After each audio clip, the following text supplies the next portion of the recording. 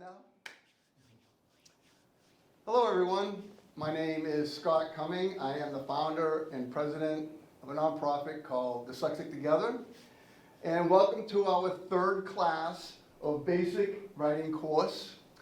And I have a question for Kelly. So Kelly, I always thought that poetry was way too sophisticated for someone like myself to learn. Is this something that I can learn? This is completely something that you can learn and that you can do as a daily habit. Poetry is something that's relaxing, it's peaceful, it can be a hobby, and I think that's a myth. Poetry does not have to be as sophisticated as we think or as we may have learned in school. There's a lot of, I'm going to read some football poetry, and people might not typically think of a football player as writing poetry, but there are all kinds of poets out there, and so it's something that's accessible and you can totally do it too. Great, I'm super excited to learn this tonight. Your teacher, Kelly Lalo. Thank you. All right. Welcome to session 3 of our basic writing course. This course is designed for adults with dyslexia who are seeking to understand and embrace their unique learning styles while developing strategies to compensate for challenges that they may face in their lives. Dyslexia is not a barrier to success, but rather a different way of processing information. In this course, participants will explore various techniques and tools to enhance their reading, writing, and overall communication skills, empowering them to thrive in both personal and professional settings. This course is not limited to people that identify as dyslexic, and other adults may benefit from this writing course as well. So thank you for coming again. We're on session 3. Did you know that the top 5 most common learning disabilities are dyslexia, ADHD, dyscalculia, dysgraphia, and dyspraxia? Each of these conditions can present with a range of symptoms and can be diagnosed through a combination of medical and educational assessments.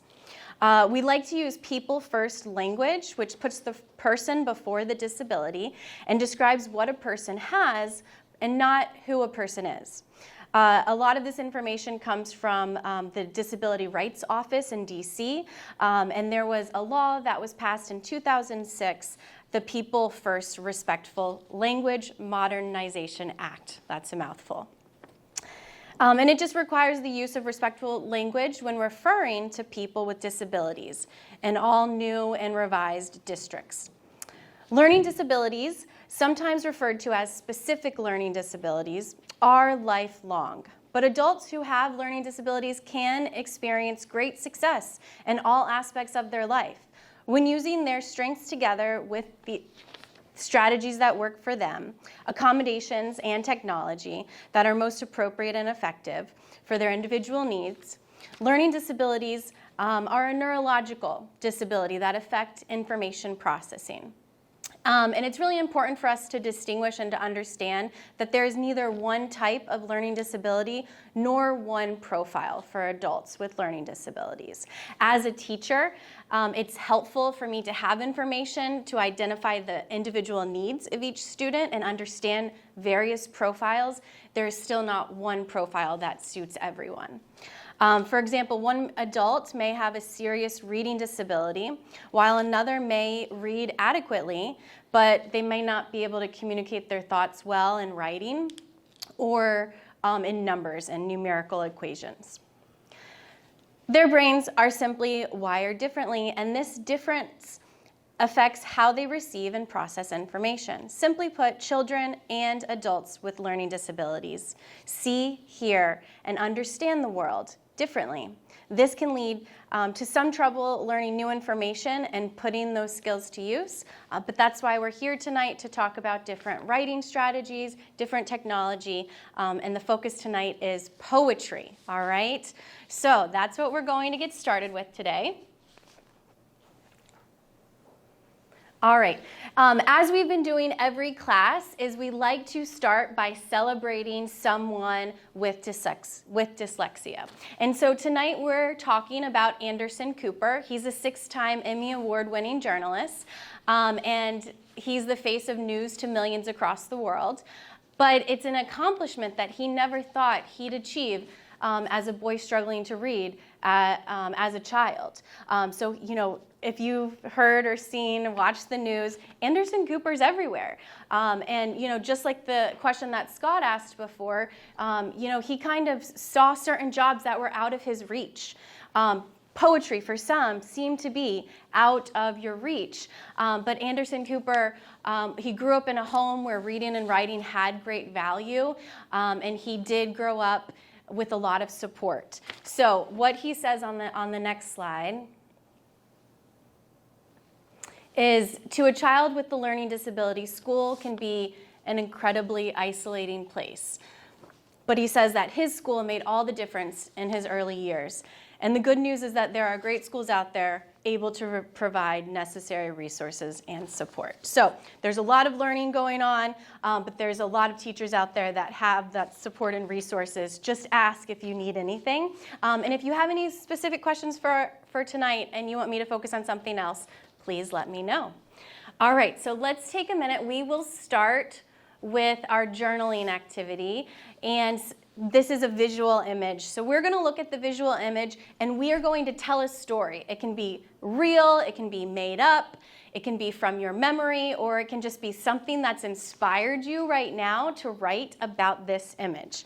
So I was kind of thinking about Anderson Cooper when I saw this image and the doors that he's able to walk through after learning what resources and supports he needed as a child and to continue his love of reading.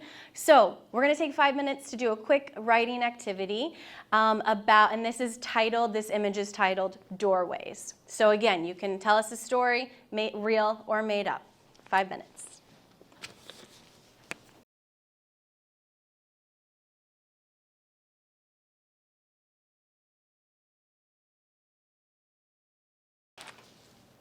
All right, time's up.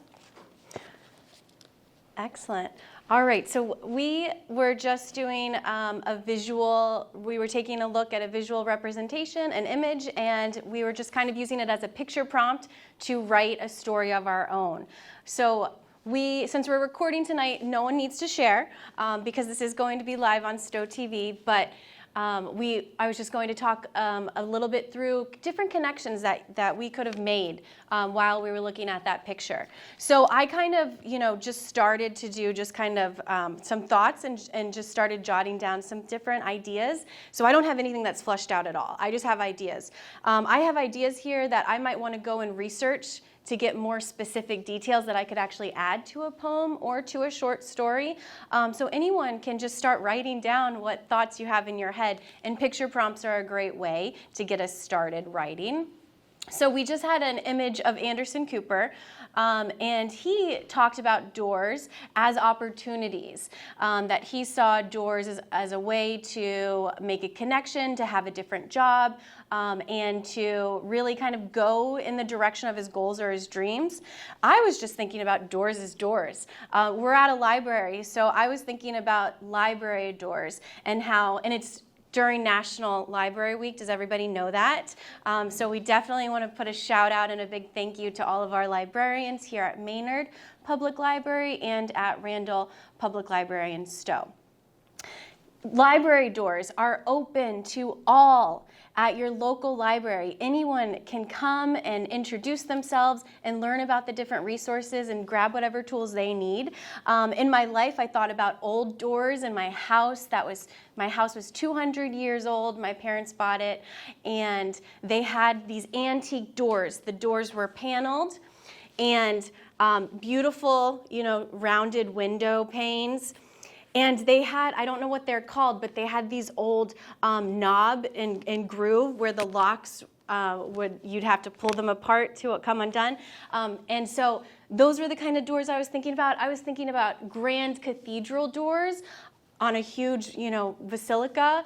And then I was also thinking about school doors, emergency doors. If you're building a house and you need to have a fire-resistant door, meeting emergency requirements, that kind of stuff. So once you start to think about all of the details and you have just a few ideas down, it can kind of send you in that direction to write a poem, to write a short story. And so that's what I really love about writing, and that's what we're focusing on tonight.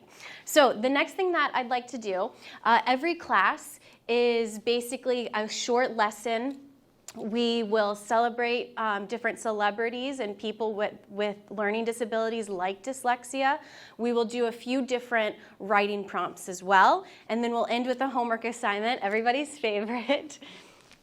So let me walk you through Google Classroom. If anybody does have a computer tonight, we've started a course, and our course is through Google Classroom. Anyone can access that, especially it's easier with the Gmail account, but even if you don't have a Gmail account, you can still access it. And how do you get here? So as you can see, I'm logged in with my email account. It connects me to this grid, and that is also connected to my Drive and my Classroom and all things Google. So it makes it easy. Everything is in one spot. If you would like to join our Google Classroom,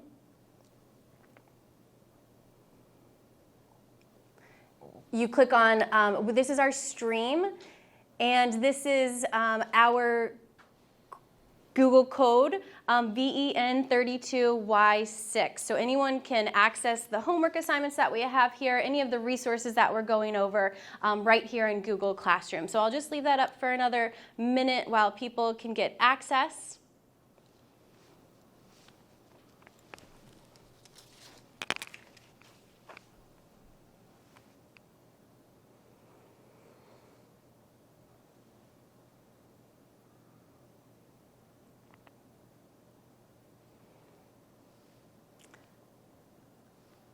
All right, and next I wanted to walk you through Google Classroom. So how do you use a course like this? The stream feature is just like any other kind of a social media stream that you would use, and it's going to have all of your updates, classroom announcements. Anytime I make a post, it'll give you a notification there. What's really important is the classwork button that we're going to click on next. And that is where I have all of our assignments set up. Okay, so let me walk you through these. So on session 1 and 2, we started to go over some grammar and some different tech tools that we can use to support us in our writing. And we also had our first writing assignment, which was just how to write a basic email and how to have a greeting and a closing and kind of get to the point in your body paragraph. This week, we're going to focus a little bit more on poetry and more creative writing. We'll still talk about grammar as well. And these are the 2 new homework assignments that we are going to have after today's class. Right now, we are just going to practice taking meeting notes. So if you have your computer open, you could do that assignment right now while I am teaching the class. And so if you click on this assignment, it just takes you to a very basic document. Anytime that you're in Google Docs, there are templates that pop up that you can click on, and it will show you the basic layout, structure, and format of various writing components, of how to write an email, of how to take meeting notes. And that's where this came from. So whenever we are taking meeting notes, most importantly, you want to talk about who was at your meeting, what was the date, when did it happen. It's really important when you are at a meeting to make sure that you keep track of action items. What are things that people are saying that they will do next time?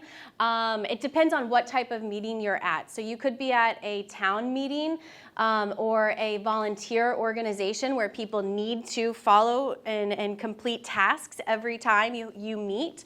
Or it could just be a class like today where you're just taking notes on things that you would like to remember about poetry and grammar and writing. So while we finish that activity, we are going to switch gears to poetry.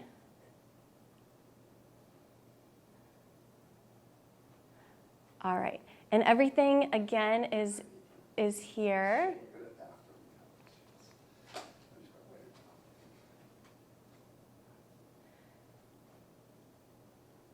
All right, and so here are some notes that some reminders, some helpful reminders when you are at a meeting. Make sure you're recording the date, the time, names of meeting participants, topics that were discussed, key decisions that were made, such as outcomes in elections or different motions. So there is something called Robert's Rule that a lot of people follow when they're taking notes, especially if you're at more of a formal meeting.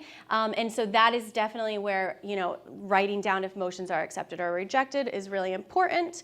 And then depending on the formality of your meeting, that is going to determine what details you include in the meeting notes and which ones you exclude. So you don't need to write every single thing down. At the beginning of class tonight, we were talking about our hair and we got it done recently.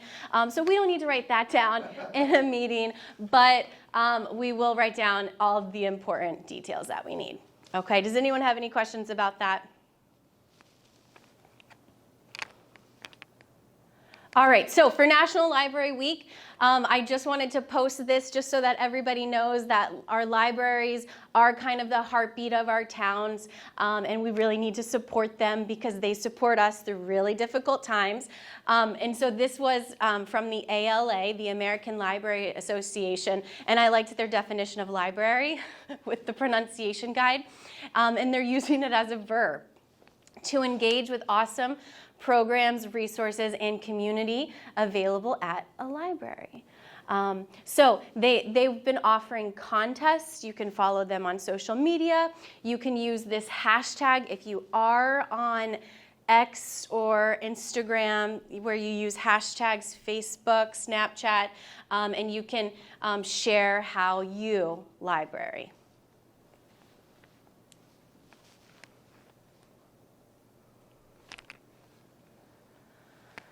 All right, we are going to go back to our journal. And before I show you this video that is taking place at a library, connections, in your journal, what is one thing that you can think of that you take for granted? What is one thing that you can think of that you take for granted because that is the topic of this video? I'm not going to give you any more details. Let's just take 5 minutes to think about what we might take for granted and write about it.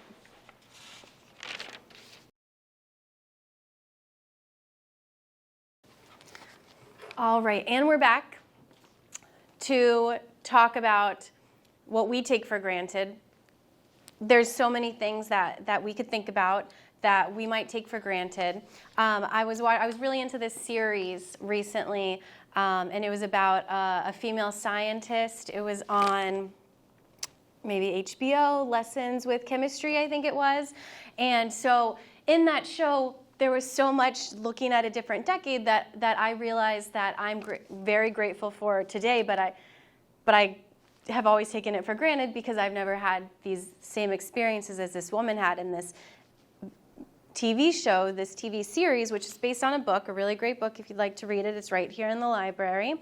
But access to a credit card, access to a bank account as a woman, that wasn't available to everyone in certain times in our country, and I'm not even talking about the greater world, right? So that's something that I was thinking about that I might take for granted. Definitely when I was younger, I realize now that I have access to travel, international travel, and that's something that I really try hard not to take for granted because I know that I'm lucky, but also ability. And ability is something that we're talking about tonight. We're talking about literacy and the ability to read or write. So this is a man, you're going to hear this story about a man who learned to read and write later in life. A local man has spent nearly his entire life really only knowing how to read 2 words, his first and last names. As Paula Tuppett shows us, he decided to take a chance to learn for one big reason. You know what, there is a joy in reading just for the pleasure of it, but there's also a need. And I heard an interesting statistic today that surprised me. More than 10% of the population in Oakland County alone does not communicate or read well enough just to function on a daily life to get stuff done they need to do. Today, the Bloomfield Township Library is an oyster to 84-year-old Robert Prosser, who is living a new life as a reader. Faculties Barely able to read at all, at 15 years old, he was told, hang it up. You can't read. You can't be taught to read. The teacher told me that she don't think I could learn, so I didn't go back to school. He's lived his entire life working as a painter and not being able to read. When you're traveling, you learn how to pick out a building, a tree, or something that's familiar. Until at age 79, he wanted to read the most important book in his life, the Bible. He had a passage that he was going to have to read to the congregation. He connected with the Oakland Literacy Council and began a long and arduous journey towards literacy. So what was scary about it? Will I ever be able to do this? Will I be able to do this? And I knew that I would never do it if I didn't try. The day arrived and he read the passage to the church and they clapped and can you imagine? Today he reads at a second grade level, and the world is very different for him. President,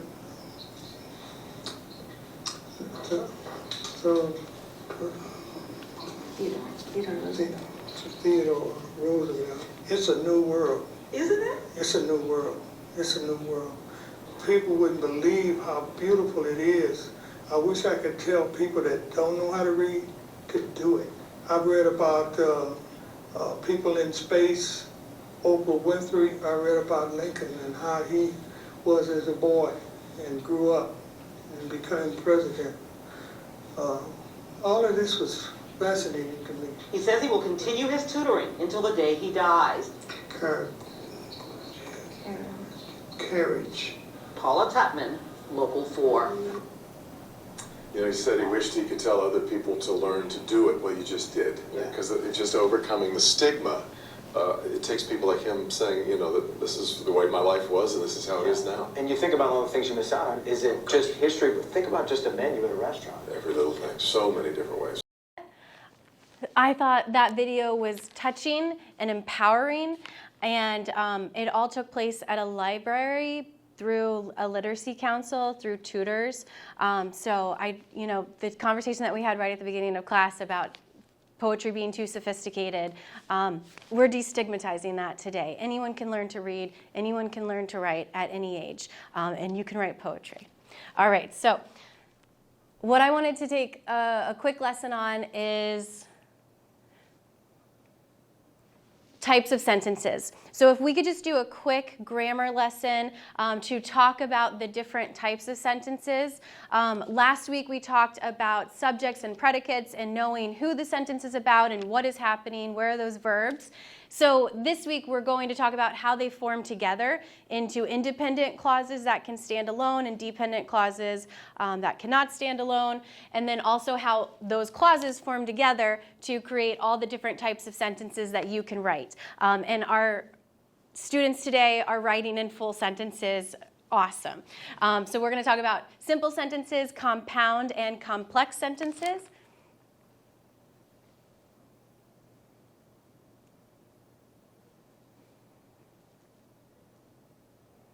And what am I doing here? I just want to clarify for anyone who isn't aware, these are hyperlinks. So anytime that you see that highlighted blue line, that is when someone has put a link in for something for you to click on, right? And so whenever we're reading an article, you can click on something and it'll take you to information about the person that you're reading about, or the topic that was a scientific topic that was in that article.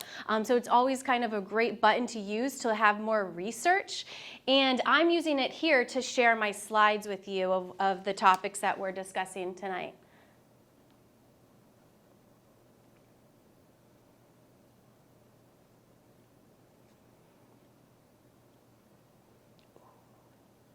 All right, so that one didn't show up very great on here. So how to form a sentence.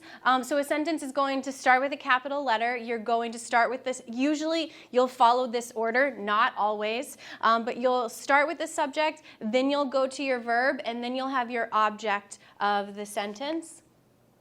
So a sentence, these are independent clauses, are sentences. They're complete sentences, and they can contain one or more thoughts. Simple sentences like this would be, I like to visit with my friends. We also have dependent clauses. If anybody remembers a WUBIS words growing up, although, when, if, since, because, a lot of those words can help you create dependent clauses. And dependent clauses need an independent clause so that it can be a complete sentence. When I think about my life would not be a complete sentence by itself, but if I said, when I think about my life, I remember all the fun I've had, right? Then now I have a complete sentence. I can end it with a period. There are three main types of sentences. You have your simple, you have your compound, and you have your complex. So that's all you need to remember is just three types of sentences. And like I said about simple sentences, there's usually one main thought or idea. Here's an example and a picture. And there's also simple questions that would have did you enjoy the movie last night, which would just have your one main idea or action. And then we also have compound sentences. So compound sentences is when you put two independent clauses together and you join them with a coordinating conjunction, which is a fanboy. Right here, our car broke down, comma, fanboy, which is so. Fanboys are for, and, nor, but, or, yet, so. So we took a taxi home. Right there, we're putting two independent clauses together. They could exist on their own, and you could put a period there, but we're connecting them, so we're going to use coordinating conjunctions. Those WUBIS words I was talking about are subordinating conjunctions and help with our next sentence type.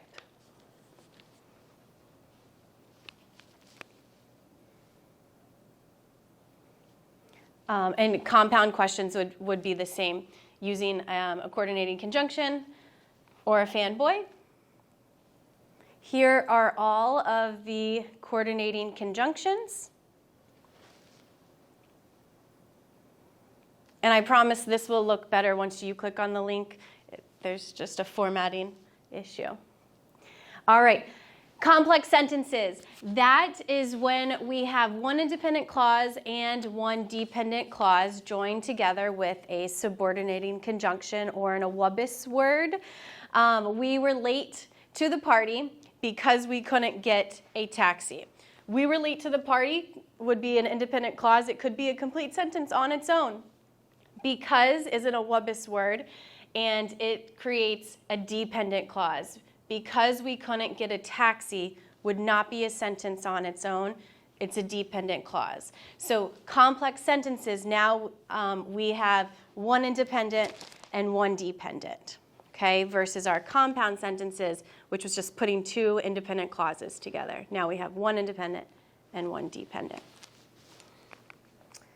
And questions would be similar. If isn't a WUBIS word. If you had a day off would be a dependent clause, and it would not be able to be a complete sentence or question. What would you do to relax could be complete by itself and would be an independent. All right, and these are, I call them a WUBIS words to remember them, but these are all the subordinating conjunctions that you might see to help you create more complex sentences. All right, and what were those three types of sentences? Simple, compound, and complex.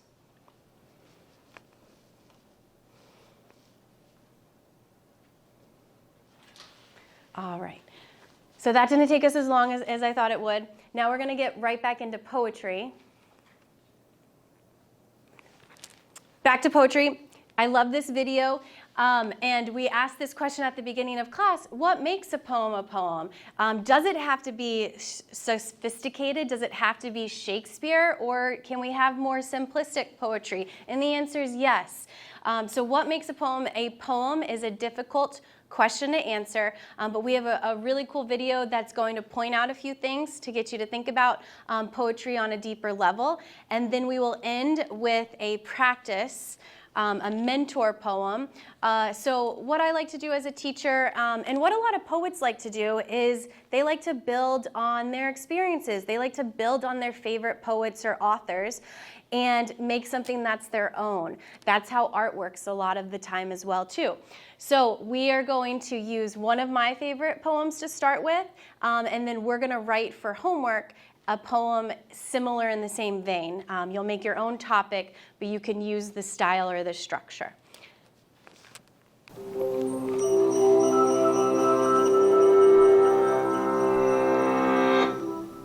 Muhammad Ali spent years training to become the greatest boxer the world had ever seen, but only moments to create the shortest poem. Ali captivated Harvard's graduating class in 1975 with his message of unity and friendship. When he finished, the audience wanted more. They wanted a poem. Ali delivered what is considered the shortest poem ever. Me, we. Or is it me, we? No one's really sure. Regardless, if these two words are a poem, then what exactly makes a poem a poem? Poets themselves have struggled with this question, often using metaphors to approximate a definition. Is a poem a little machine, a firework, an echo, a dream? Poetry generally has certain recognizable characteristics. 1. Poems emphasize language's musical qualities. This can be achieved through rhyme, rhythm, and meter, from the sonnets of Shakespeare to the odes of Confucius to the Sanskrit Vedas. 2. Poems use condensed language, like literature, with all the water wrung out of it. 3. Poems often feature intense feelings, from Rumi's spiritual poetry to Pablo Neruda's Ode to an Onion. Poetry, like art itself, has a way of challenging simple definitions. While the rhythmic patterns of the earliest poems were a way to remember stories even before the advent of writing, a poem doesn't need to be lyrical. Reinhard Doll's Apfel and Eugen Gomringer's Silencio toe the line between visual art and poetry. Meanwhile, E.E. Cummings wrote poems whose shapes were as important as the words themselves, in this case, amplifying the sad loneliness of a single leaf falling through space. If the visual nature of poetry faded into the background, perhaps we'd be left with music. And that's an area that people love to debate. Are songs poems? Many don't regard songwriters as poets in a literary sense, but lyrics from artists like Paul Simon, Bob Dylan, and Tupac Shakur often hold up even without the music. In rap, poetic elements like rhyme, rhythm, and imagery are inseparable from the form. Take this lyric from the Notorious B.I.G. I can hear sweat trickling down your cheek. Your heartbeats sound like Sasquatch feet, thundering, shaking the concrete. So far, all the examples we've seen have had line breaks. We can even imagine the two words of Ali's poem organizing in the air. Me, we. Poetry has a shape that we can usually recognize. Its line breaks help readers navigate the rhythms of a poem. But what if those line breaks disappeared? Would it lose its essence as a poem? Maybe not. Enter the prose poem. Prose poems use vivid images and wordplay, but are formatted like paragraphs. When we look at poetry less as a form and more as a concept, we can see the poetic all around us. Spiritual hymns, the speeches of orators like Martin Luther King Jr., JFK, and Winston Churchill, and surprising places like social media. In 2010, journalist Joanna Smith tweeted updates from the earthquake in Haiti. Was in B-room getting dressed when heard my name. Tremor. Ran outside through sliding door. All still now. Safe. Roosters crowing. Smith uses language in a way that is powerful, direct, and filled with vivid images.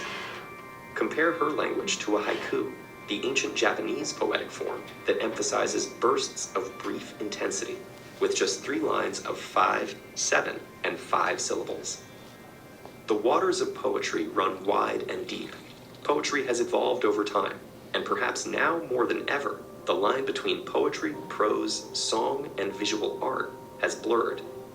However, one thing has not changed.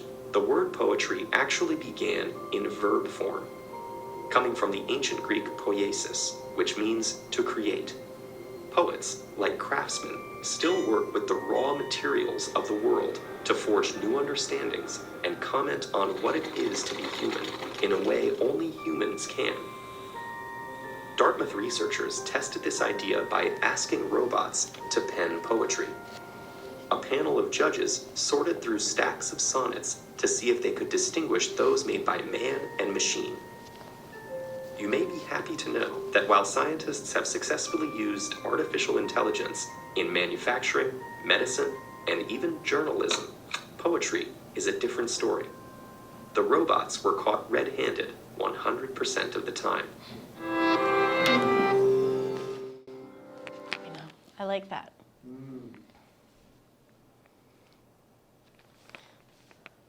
All right.